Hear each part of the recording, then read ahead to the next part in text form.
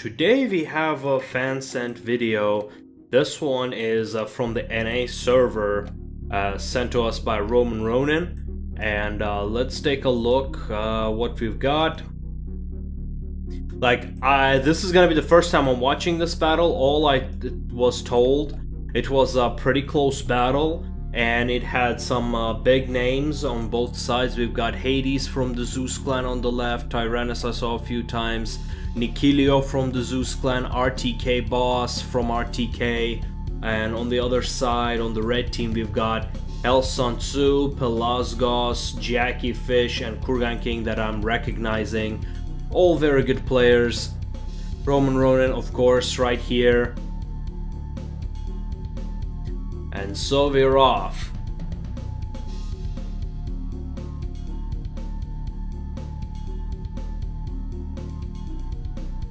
So let's pause for a second. And so this map, we've got Elpis Grea. In Elpis Grea, one of the biggest strategic points is this tower, and if you can take it, just like the last week's episode, if you can take it, then you will be able to push forward from the north. But you can also... Boom! That was nice. Kurgan side charges these Blood Riders. They're both Vercingetorix. It means both of them are gonna take considerable damage if they activate their Defiance, which they did.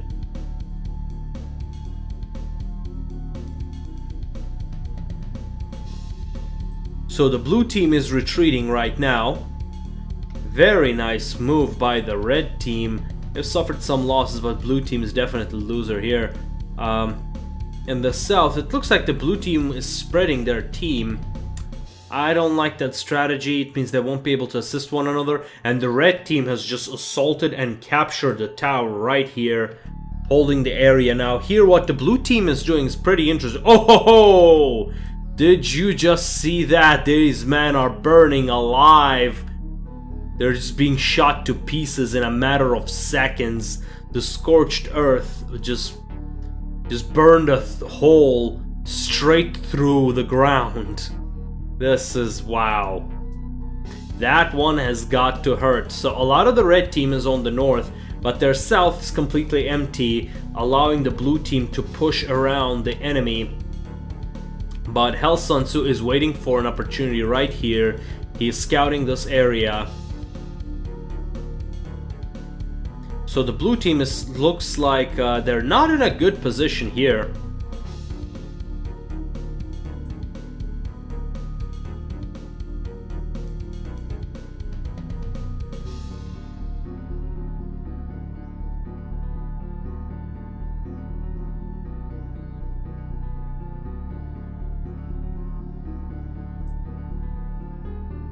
Alright, we have got some disengagement, tactical disengagement going on from the middle, and the blue team has very smartly abandoned this hill after it was captured.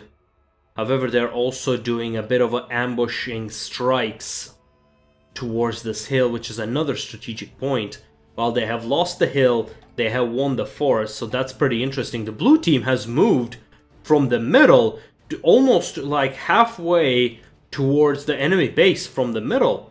So this forces the red team. Oh, would you look at that? Okay, something very big has just happened that most people might not have realized.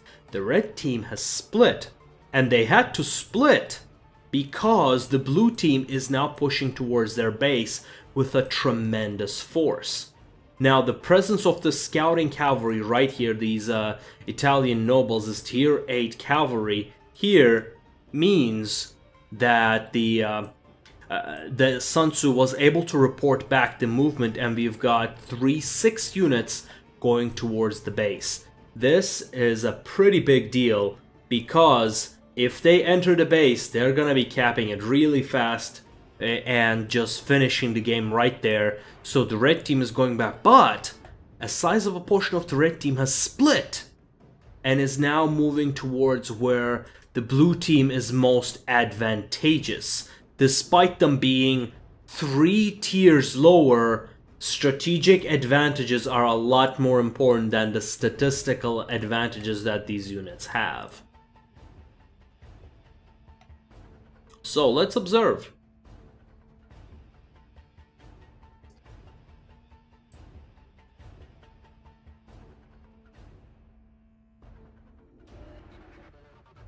So the blue team is moving into the red team's base. They have 3 units of armored legionaries over there.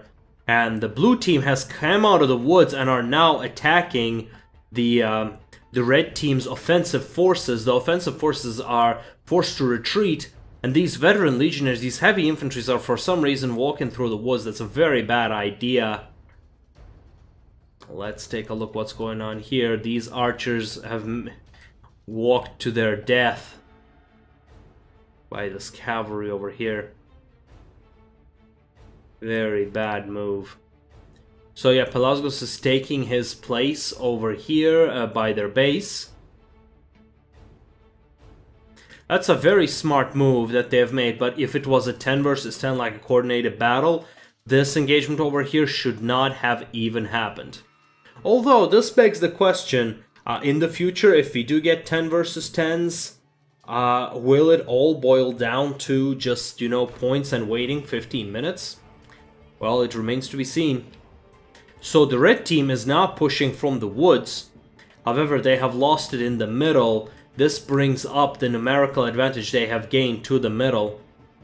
The blue team has got intercepted by the red team at their base. They're fighting back. Valiant effort, of course, but I believe they're gonna be losing in that engagement. However, that retreat has allowed the blue team to capture this hill.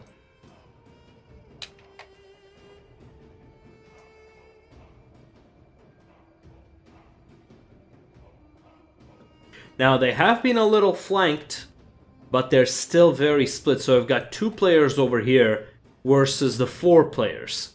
This means these 4 players will be able to eliminate this threat over here while suffering minimum losses. I mean, look at the sheer amount of javelins over here.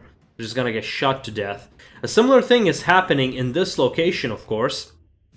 However, the composition here is a lot more defensive.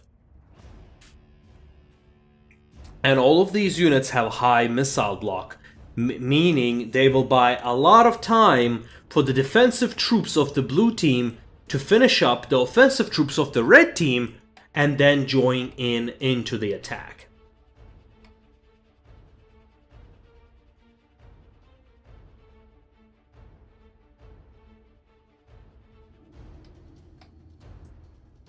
So you can see they're shooting, but they're not engaging, because they do not want to suffer unnecessary losses, perhaps? I do not know why.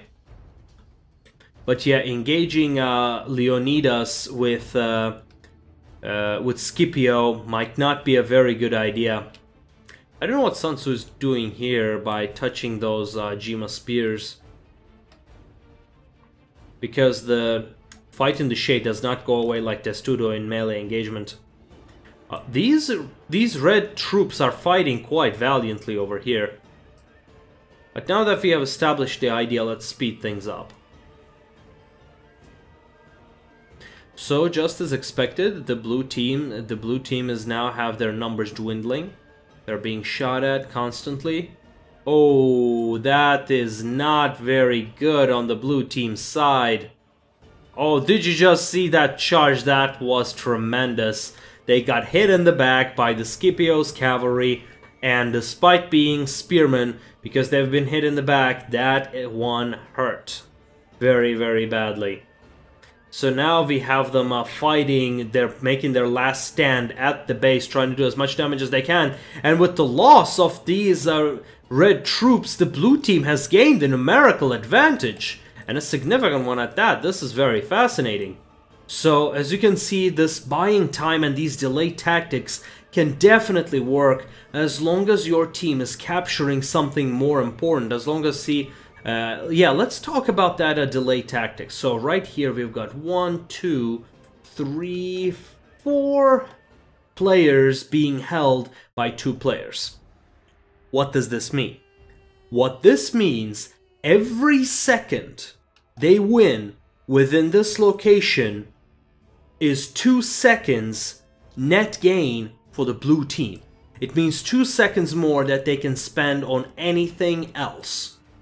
And now, because they had divided the enemy to begin with, they're using that time to destroy the rest of them.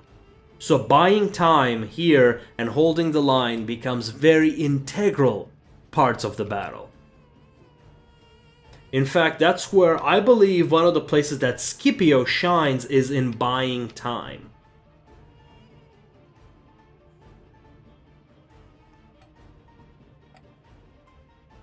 Now they might be fighting a desperate battle, but the blue team is now consolidating their forces. They're just finishing up these stragglers over here. Oh, and now they're also sending artillery forces into their base. After all, they know exactly what they've got. So now they're holding this tower. They're wrapping up against these guys. Now the blue team is also making a pretty big mistake in not finishing up these units. They're also wasting time. Time in the battle is of the essence. You simply cannot waste it like that. So you need to pick your battles. You need to use your time very efficiently. And I'm not talking about it simply because there's 15-minute time limit, but also because wasting the time of your units will mean your opponent now has the opportunity to use his units better. So it's a multifaceted situation. So we now that Kurgan just standing here, I've got no idea why. So now the red team had their best players remain, and now they're pushing towards the middle, recapturing the strategic point that they have lost. Let's see if they'll be successful. They're pushing somewhat methodically. They find one little mistake, which is they are being supported by their cavalry, which means they have the eyes of their army. However, their infantry is falling behind a bit, so that's not very good, but it might not be too big of a danger, because they can also see what units that the enemy has, and they know they only have 2 cavalry, so they might be able to use that to their advantage. So we have the Defiance going off on these javelins. Oh my god, that last 2 cavalry has done quite a bit of damage to those archers. The Triarii, they have finally caught up, but they're now fighting veteran legionaries. And as we all know, the heavy infantry is the bane of the spear units. Because they're so heavily armored, they're also very slow. And so the veteran legionaries catches up with both of these Italian nobles and this cavalry over here. Very nice, very nice. Pella spreads his archers to minimize their losses. And Roman is just kiting like there's no tomorrow. That's the interesting thing about javelins, being a javelin player myself. They're pretty decent in melee. A lot of people don't realize it, but when the cavalry is fighting them, they can hold their own for a very long time. Like compared to archers or slingers, the javelins have very good melee stats from what I have seen. We do not know their melee stats because the game doesn't show it to us, but they most certainly do from my experience. So we have this light infantry, sorry, the light artillery coming in, and now simply because of the time. But had we had more time, the blue team would have won. So I believe this is the one that shows, even if you are a very good player, you need to be conscious of the time of that other players by buying your time. And we'll see you next time.